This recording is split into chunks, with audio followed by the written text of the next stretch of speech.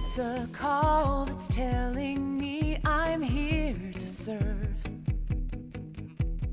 It's a need to make a difference in the world. 24 hours, day or night, these healing hands will make it right.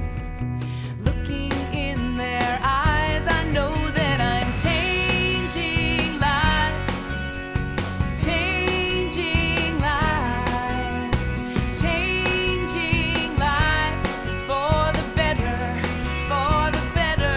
changing lives.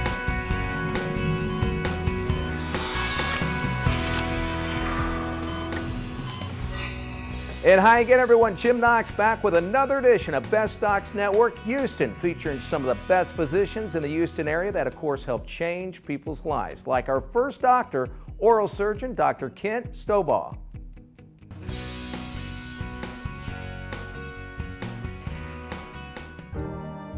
I wasn't able to eat. I wouldn't travel with my husband because I was afraid, what if something in my mouth broke and I was overseas, what would I do? 5 dentists told me I was an impossible case. She had severe atrophy, we call it, of the upper jaw from wearing the prosthesis for so long. And she had multiple missing lower teeth. My mouth never felt clean.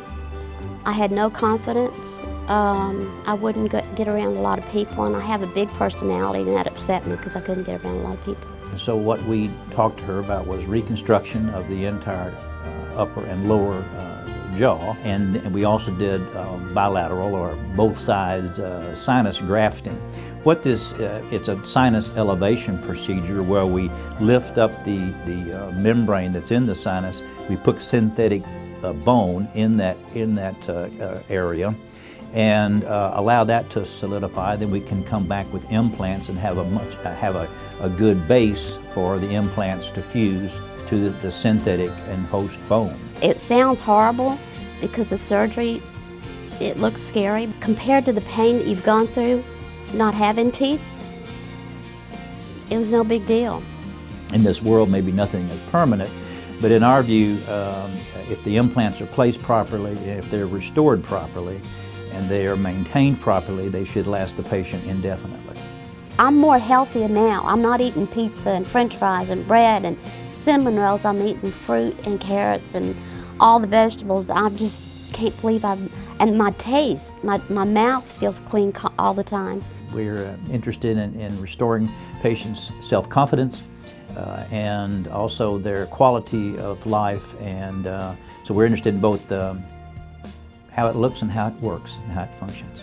When he did the surgery, I felt like I'd known him for 100 years. He was just that awesome, and he doesn't tell you anything that he doesn't believe.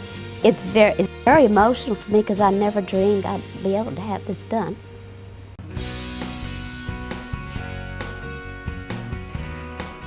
Tamika had a hemangioma also, and this was affecting the soft tissue of her jaw, but also the jaw itself, the bone itself that was involved with actually caused an arrest of growth of the bone. So her chin and jaw did not grow properly, so we had to advance it to lengthen it. I was told at 10 I'll be scarred for life. I was told that they wanted to actually cut pieces of my buttocks and my legs and kind of hide the birthmark. And I just said, I don't think it's a birthmark. I just noticed when I would get angry, their lower half would just light up red. So I said, birthmarks don't do that. What we did with Tamika was we actually did an osteotomy. Her chin was more like this, it was very far back, and we did what we call a sliding osseous genioplasty, where we intraorally made an incision in the soft tissue and then made a bone cut, sliding this lower segment forward and fixing it, positioning with some plates and screws. When I came out of surgery, I couldn't see anything. I had to be bandaged lower half. And I think I had a sling over my head for a while too, and he actually did more than what we had planned. He said once I got in, I saw what was going on. I had to make adjustments to kind of balance your face. 2 weeks when I got to see my face, I cried. Sorry. So the vertical dimension from her nose to her chin was abnormally long. We kind of divide the face up into thirds, and the distance between the bottom of her nose to the chin was disproportionately long in relationship to her mid-face or her forehead. So, you know, balance is important. Prior to the surgery, I know I wasn't as outgoing. To know that you're always different, and just the stares, and not just stares from children, but actually adults. Just as a child, up until this surgery, I just got tired of just being stopped or being looked at funny because I was different. The confidence, to hold my head up again, and just to be accepted again, even though I'm different, to be accepted. You can't take that back from me now. So it's an amazing feeling. Kimberly, who loves to travel due to her job, could hardly walk due to severe foot pain until she met Dr. Gabriel Maslos. To find out more about Kimberly's story and other life-changing stories, log on to bestdocsnetwork.com.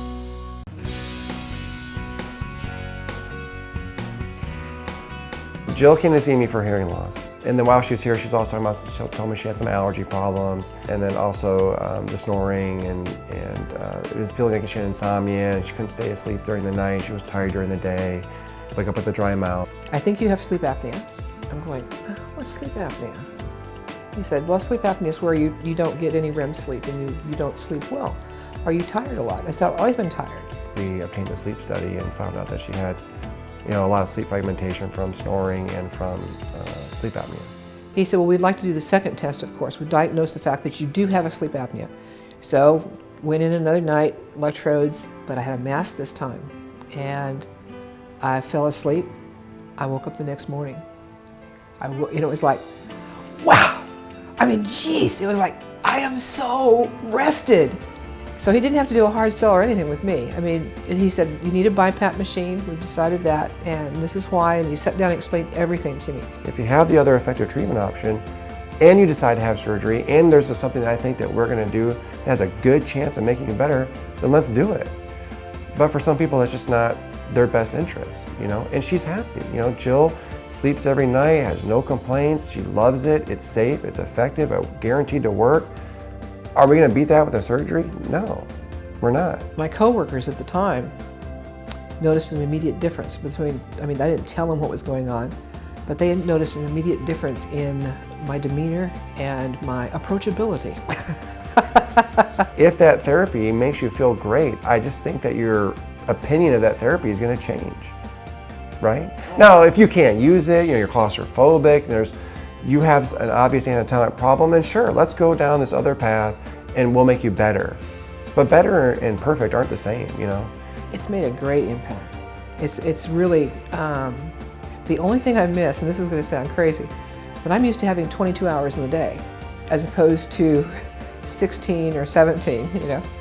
And I can't get as much done as I used to get done because I'm sleeping. But the trade-off is great.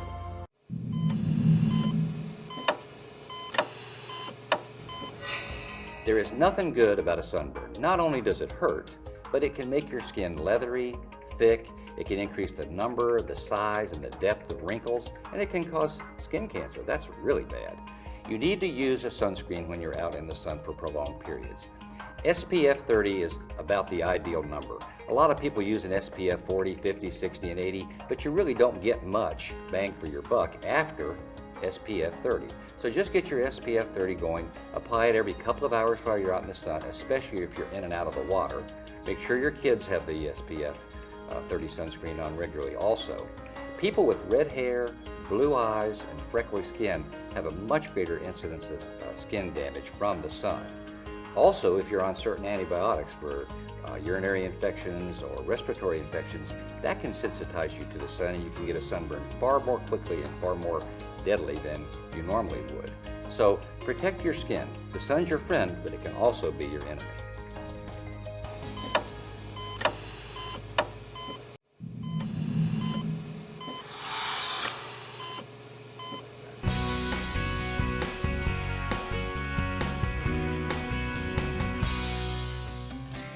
The gastric sleeve or laparoscopic sleeve gastrectomy is a weight loss operation, which means we make little incisions, do the operation on the inside with a camera. Physically is a tapering of the stomach down from a big bag that will hold lots of food to a skinny tube that won't hold as much food. My health was deteriorating. I was so big. I was just having such a problem. I was up over 500 pounds. And I tried to do this, I tried to do that, go to the gym, do this, and those bad eating habits would always come back. An ideal patient would be someone with a body mass index over 35. About 5% of the population in the United States is morbidly obese. It got to the point where I wouldn't go eat with my buddies. My guys would be like, hey, let's go eat. And I was so embarrassed to wear the uniform and be that big for people to look and go, wow, you know, what's that guy gonna do? And it embarrassed me. Officer Schultz was super obese. His body mass index was about 71 at 553 pounds, I think he was before the surgery. Statistically speaking, there's virtually no chance he would live to a normal life expectancy at that weight. I went in weighing 554, and I remember watching the pounds from there. And for that first week, I want to say I lost like 29 pounds that first week, and I was like, wow, here we go. And it was just a steady decrease after that. I had to go through so many uniforms over that year, because I want to say the first year I lost about 150, 180 pounds, somewhere in there. With the sleeve operation, he's lost over 300 pounds, I believe.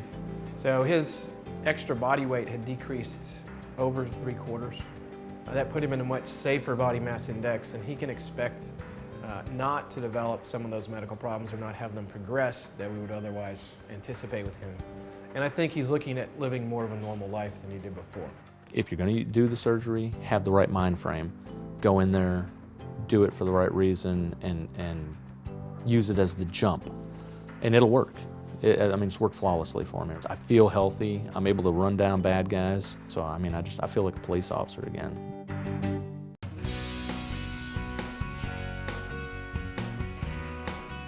My name is Rashid M. Rashid. I have an MD and a PhD. I was born and raised in Puerto Rico. Went on to medical school at Loyola University. I did a combined degree program. I did an MD and a PhD at the same time. So it took me 7 years. Normally, if I had done them separately, it would have been a 10-year program. I've always had a very strong interest in research. I really like to understand where the information we use comes from, why we use the information we use, and why things are happening. I trained at MD Anderson, so when I did my training there, I had the opportunity to do rotations in clinics around the country, including at UCSF and other clinics that specialize in hair loss. So it always fascinated me to be in this area where few people were in, and where it really matters to people. It really matters to people that they're losing their hair. And yeah, we have over almost 70 peer-reviewed papers, all in journals that have very strict criteria for publications, including national journals like academy journals and our specialties in dermatology and medicine, trauma, across the board. Our hair loss papers mostly focused on things like other peripheral associations with hair loss, like vitamin D deficiency. We have a paper that is often cited about vitamin D deficiency and hair loss. We do a regular daily auditing of the peer-reviewed research, and we regularly review and examine what's out there. We consolidate that, we provide that in an updated blog we have online, and it basically summarizes all the main new research ideas that are coming into place or they're just being developed by scientists and physicians around the world. So our method is called the follicular unit extraction. That's been around for a few years. It used to be done manually, hair by hair. It would take a long time. Now we have different devices and machines that have sped up the process, so we can do larger cases in less time, and the price is also more acceptable to people than it used to be.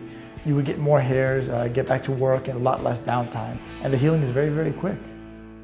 For more information on any of the fine physicians you've seen on the program today, head to the website. It's bestdocsnetwork.com. It's bestdocsnetwork.com. Right now, it's time to head to our next doctor. It's Dr. Evan Feldman.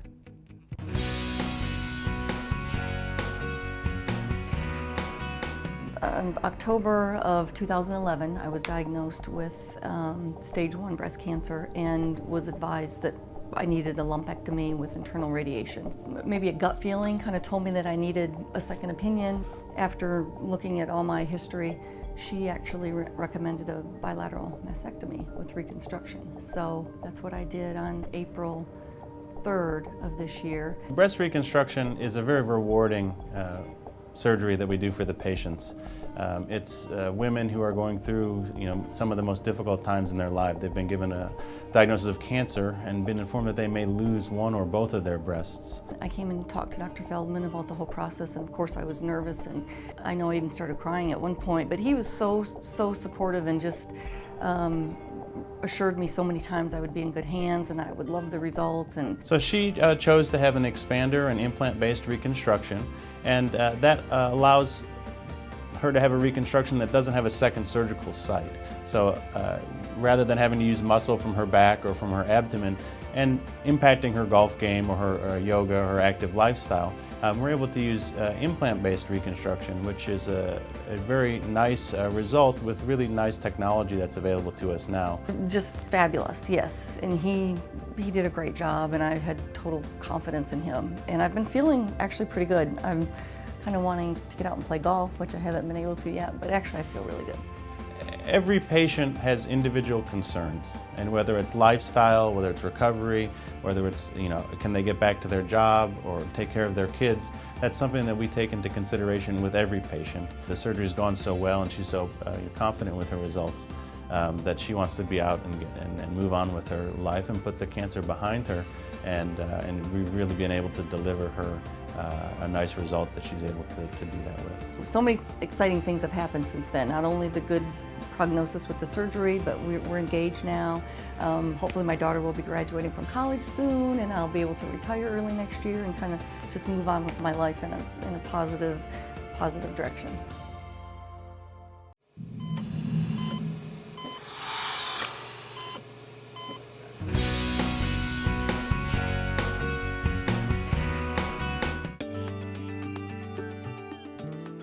Carpal tunnel syndrome is very common. It's probably the most common thing a hand surgeon sees. The thing with carpal tunnel syndrome is a lot of people get diagnosed with carpal tunnel syndrome that don't really have it. So it's very important that if you have hand pain, numbness, or tingling, that you see a qualified hand surgeon and make sure you get the right diagnosis. Once we get the diagnosis of carpal tunnel syndrome, treatment is geared to trying to take pressure off of the median nerve in the carpal tunnel. Initially, we try to do that conservatively. And the way we do that is with steroid injections into the carpal tunnel, which decreases the swelling around the nerve and takes the pressure off that way. We also place the patients in wrist splints that hold their wrist in a neutral position, particularly at night, because nighttime seems to be when the symptoms are worse. And if we can release the pressure on the nerve in that way, the patients can get significant improvement without having to have the surgery. There are many different kinds of surgery for carpal tunnel syndrome. The minimally invasive techniques serve to go through very small incisions and then cut the ligament that sits on top of the nerve. And by cutting that ligament, the ligament splays apart and takes the pressure off the nerve that way. And that's a permanent fix. The incisions we make are very, very small. They're in the base of the palm and only about 1 centimeter.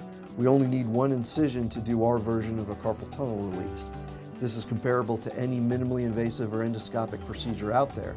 We're able to go through this very small incision back to the carpal tunnel and release the ligament that's squashing the median nerve. It only requires a few stitches to close, and patients recover very, very quickly with minimal scarring. All of the minimally invasive techniques and endoscopic techniques have very similar results as far as pain, post-op recovery, and patient satisfaction. Now, it doesn't recover right away. So to have some numbness and tingling after surgery is actually normal because the nerve is regenerating itself. And in severe cases, it can take 6 months to a year before you know what your final outcome is going to be. However, that painful burning numbness that patients typically feel usually gets better within a few weeks or sooner even.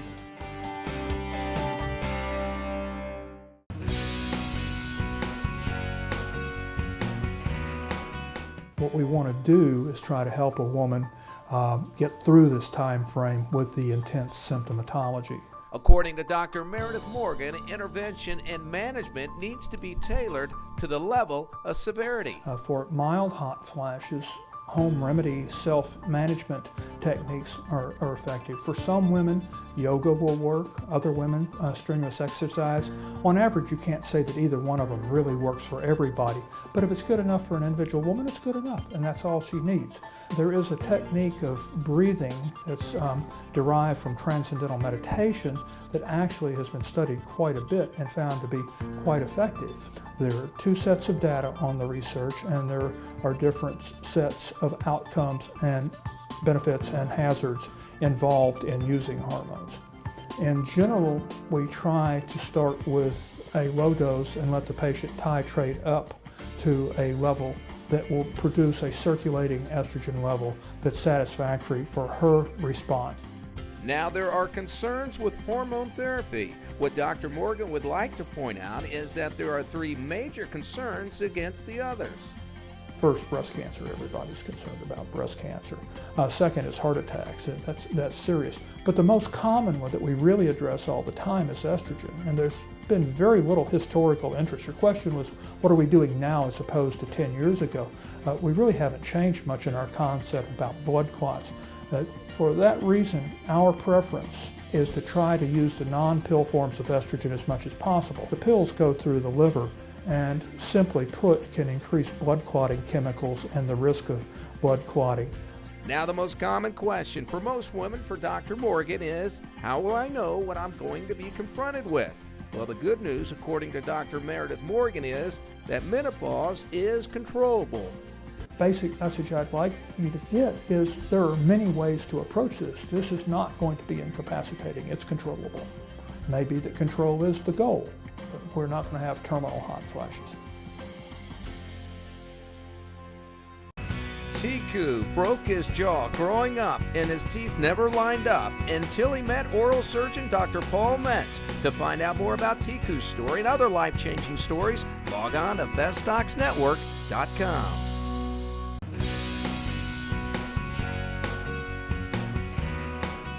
Cynthia came in before her wedding to lose areas that were difficult for her to fit into her dress and for her honeymoon.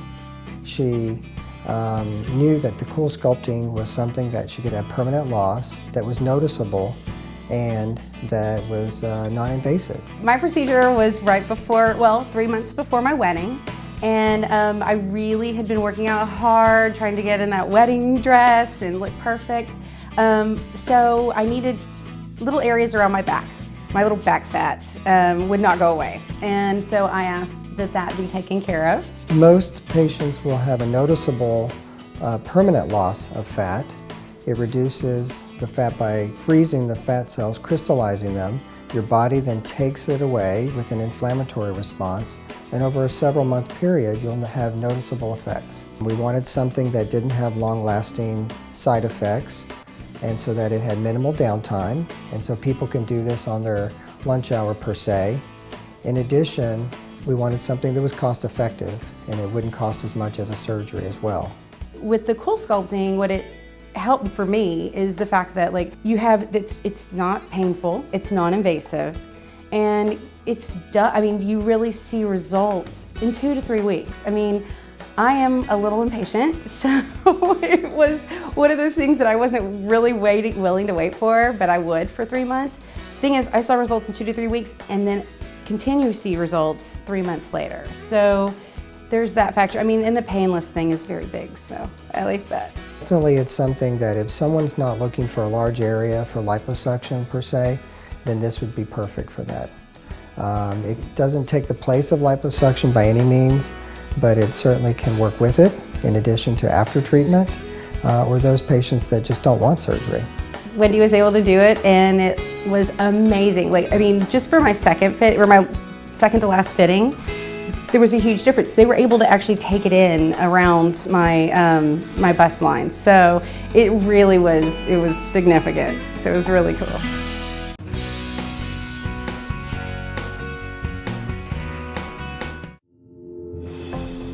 I didn't know myself what multiple sclerosis was. I had 3 attacks actually, and the first one was when I was 19. I actually heard from my doctor, from Dr. Tiru, that it was somewhat different than what the normal symptoms are for the disease.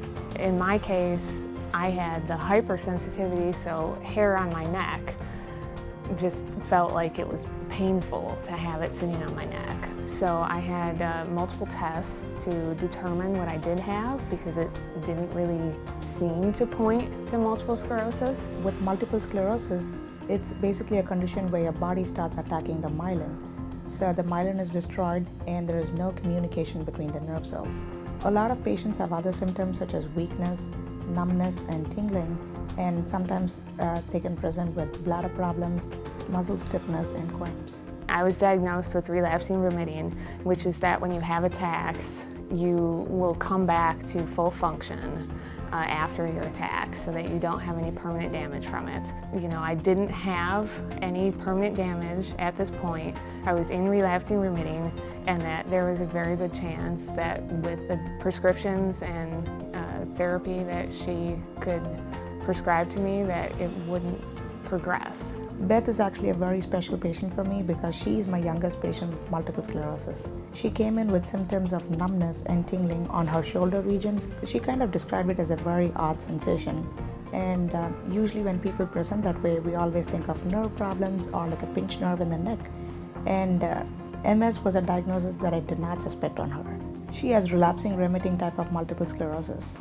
And I diagnosed her over a year ago, and she's on one of the interferon medications, and she has been doing well.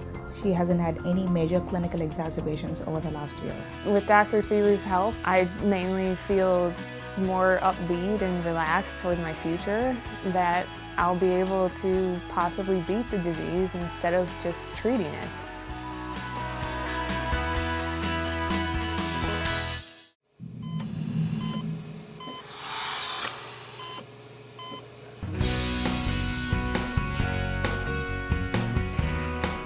My symptoms are, I don't want to walk on the ball of my foot. It shoots sharp pains up my leg. I mean, it feels like a nerve's being pinched off. Wanda is a patient that presented to my office complaining of shooting pain, down her heel, upper leg, and so immediately I started thinking maybe there's a possibility of a nerve, compression. I told him my symptoms.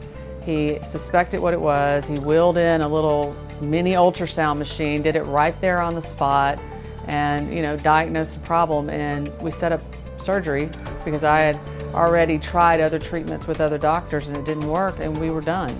This is your ankle joint, and you have a major nerve that courses through here. There's a natural tunnel. It's called your Tarsal Tunnel. What happens is the tunnels get real tight and they clamp on the nerve. The protective covering, which we call the flexor retinaculum, the nerve tends to get stuck underneath it. So what happens is when the nerve gets compressed, it's extremely painful. What he's trying to do is avoid that numbness, and for most people it works. You basically take what's pinching the nerve off away, and you make room for it, and life goes on. And the advantage of this is it's not a surgery where you're really held up for a while, where you have to, stay at home and you can't put weight, because I want the patient walking as soon as they can, because I don't want those tunnels to tighten up or to close up. So I want to make sure the nerves can glide. Wanda had tarsal tunnel surgery. She comes back to the office 3 to 5 days later, and just dressing change. No need for x-rays because we're not doing any bone work, which is great too, because if you're not doing bone work, it's not necessarily as painful. There's less swelling. And so 2 weeks later, sutures are out and she's walking on her own. I'm very happy. I've actually recommended him in all my friends that have gone to him, and they've had more extensive things done to them where, you're reattaching muscles and putting in screws, really crazy stuff. They also think he's awesome. The side effect that one has from nerve decompression is not pain. It's lack of sensation. It's numbness. And that's temporary because with time they regain their sensation, but it's a really easy recovery and it provides immediate relief. That'll wrap up another edition of Best Docs Network, featuring some of the best doctors in the Houston area helping change people's lives, also showcasing some of the best procedures. And don't forget, for more information on any of the great physicians you've seen on today's program, head to the website bestdocsnetwork.com. And if you have a question or comment for us, we'd love to hear from you. Send us an email at info@bestdocsnetwork.com. So long, everyone. We'll see you next week.